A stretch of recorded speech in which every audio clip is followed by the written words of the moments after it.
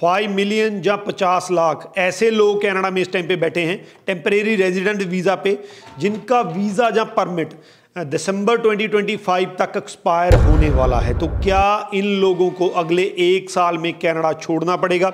अगर ये कनाडा नहीं छोड़ेंगे तो क्या इनको डिपोर्ट कर दिया जाएगा? बहुत सी ऐसी न्यूज़ आ रही हैं। खुद जो इमिग्रेशन मिनिस्टर है मार्क मिलर, वो इमिग्रेशन कमेटी के जो सामने वो पेश हुए, उन्होंने इस पे बहुत सी चीज़ें कही। तो इस वीडियो में डिटेल में बताऊंगा कि कैसे उन्होंने कहा कि अगले 1 साल में 50 लाख लोग जो है वो कनाडा छोड़ के जा सकते हैं। क्या ये पॉसिबल है प्रैक्टिकली? बहुत बड़ी बात है ये, 50 लाख लोगों का एकदम से छोड़ के जाना। क्या ये प्रैक्टिकली पॉसिबल है, जहां इसमें प्रॉब्लम्स भी आ सकती हैं? तो डिटेल में डिस्कस करूंगा, वीडियो को एंड तक देखिएगा। उससे पहले हमारा यूट्यूब चैनल जरूर सब्सक्राइब कर लीजिएगा, क्योंकि इस पे आपको ऐसी ही इंफॉर्मेटिव वीडियोस देखने को मिलती हैं। मार्क मिलर एक कमेटी, इमिग्रेशन कमेटी है, उसके आगे पेश हुए, जिसमें उनको अलग अलग तरह के क्वेश्चन पूछे गए इमिग्रेशन के रिगार्डिंग, खास करके लेवल प्लान्स के रिगार्डिंग। क्योंकि कनाडा ने अब परमानेंट लेवल प्लान, पहले कनाडा सिर्फ पीआर के लेवल प्लान लेके आता था, लेकिन अब उन्होंने टेम्परेरी के कितने स्टूडेंट्स को बुलाना है, कितने वर्कर्स को बुलाना है, तो उस गिनती को भी फिक्स कर दिया है। तो उन लेवल प्लान्स के रिगार्डिंग जो है ये क्वेश्चनिंग होना था। लेकिन ये क्वेश्चनिंग जो बेसिकली हुआ कि इस टाइम पे कितने लोग कनाडा में बैठे हैं जिनका परमिट या वीजा एक्सपायर हो चुका है, आने वाले टाइम में कनाडा की गवर्नमेंट का इनको लेकर क्या प्लान है। तो इमिग्रेशन मिनिस्टर से ऐसे क्वेश्चन पूछे गए। तो इसमें 3 चीजें बड़ी जो है वो निकल के सामने आई, क्योंकि 50 लाख लोगों को एकदम से डिपोर्ट नहीं किया जा सकता है। ये इतना आसान नहीं है जितना हम सोच सकते हैं कि 50 लाख लोगों को ऐसे ही उठा के उनके कंट्री में भेज दिया जाए। ऐसा नहीं होता है। हर एक कंट्री का एक लॉ होता है, उस लॉ के अकॉर्डिंग, उस प्रोसेस के अकॉर्डिंग गवर्नमेंट को चलना पड़ता है। तो उसी के अकॉर्डिंग चल के ही वो जो है वो किया जा सकता है। इसमें 3 पॉइंट हैं। सबसे पहले उन्होंने ये कहा कि जो काफ़ी मेजॉरिटी ऑफ जो इनमें से हैं वो वॉलंटरली छोड़ जाएंगे, यानी कि जितने भी लोगों का परमिट एक्सपायर होगा उसमें से बहुत से ऐसे लोग हैं जो खुद ब खुद, क्योंकि उनका परमिट एक्सपायर हो चुका है, उनका पर्पस ऑफ विजिट वहाँ पे जो है वो हो चुका है, उनका टेन्योर पूरा हो चुका है, तो अपने आप छोड़ के चले जाएंगे। तो इस पे उनके क्वेश्चन किया गया कि अगर वो छोड़ के नहीं जाते हैं, क्योंकि ये एक बहुत बड़ा क्वेश्चन है, क्योंकि कनाडा में जो भी इस टाइम पे बैठा है, चाहे वो स्टूडेंट है, चाहे वर्कर है, चाहे कोई भी है, तो वो एक उम्मीद रखता है कि मैं किसी तरीके से, किसी पाथवे के थ्रू, किसी पीआर प्रोग्राम के अंडर कनाडा में मैं पीआर हो जाऊं। तो बहुत बड़ी एक उम्मीद होती है, तो वो उस उम्मीद को छोड़कर वापस नहीं आ सकता है। तो उनसे पूछा गया कि वॉलंटरली अगर वो नहीं करते हैं तो आपका क्या आगे इस पे प्लान रहेगा। तो उन्होंने ये कहा कि जो सीबीएसए है उसका यही काम है कि उन्होंने उन जो लोग नहीं जाएंगे, खुद ब खुद नहीं जाएंगे, जिनका टेन्योर पूरा हो चुका होगा, एक्सपायर हो चुका होगा, तो उनको ट्रैक करेगा और ट्रैक करके उनको डिपोर्ट किया जाएगा। अब ये जो सीबीएसए वाला फैक्टर उन्होंने कहा है, तो उस पे भी बहुत बड़ा एक क्वेश्चन मार्क है, क्योंकि इतने लोगों को ट्रैक करना साथ में और इतने लोगों को ट्रैक करके वापस भेजना अपने आप में ये प्रैक्टिकली इम्पॉसिबल है। तो इस पे एक और मुद्दा जो इस कमेटी ने उठाया वो असाइलम सीकर्स का था, क्योंकि ये जो 50 लाख का आंकड़ा हम दे रहे हैं या देख रहे हैं, चाहे ये इससे ज्यादा है चाहे कम है, इनमें से बहुत से ऐसे लोग होंगे जिनके पास एक लास्ट रास्ता है, यानी कि जब आपके सारे के सारे मेथड जो है वो एग्जॉस्ट कर हो जाते हैं, जब आप का कोई भी चीज नहीं चलती है, तो आपके पास एक लास्ट कनाडा में रास्ता बचता है, जो आमतौर पे सजेस्ट किया जाता है, जिसको असाइलम कहते हैं। कि आप कैनेडियन अथॉरिटीज को कहते हैं कि मुझे अपने कंट्री में खतरा है, इसलिए मुझे यहां पे असाइलम चाहिए। तो उसके रिगार्डिंग कमेटी में बहुत ज्यादा क्वेश्चन पूछे गए।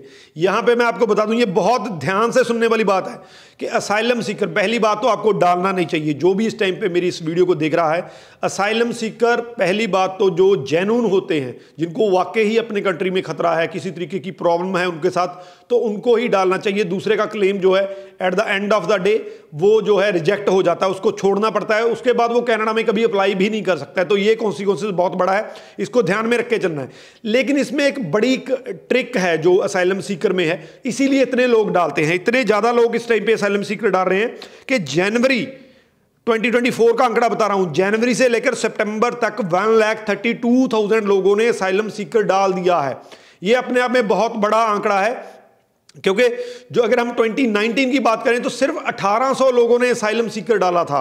18 से लेकर 24 में 1,32,000 सिर्फ जनवरी से सितंबर में डाल चुके हैं। तो एक बड़ा आंकड़ा है। इसका रीज़न भी है। इसका रीज़न ये है कि इस टाइम पे असाइलम की कोई भी एप्लीकेशन अगर डालता है तो उस एप्लीकेशन को एक प्रोसेस होता है, उसको प्रोसेस किया जाता है, कोर्ट के सामने उसका केस चलता है।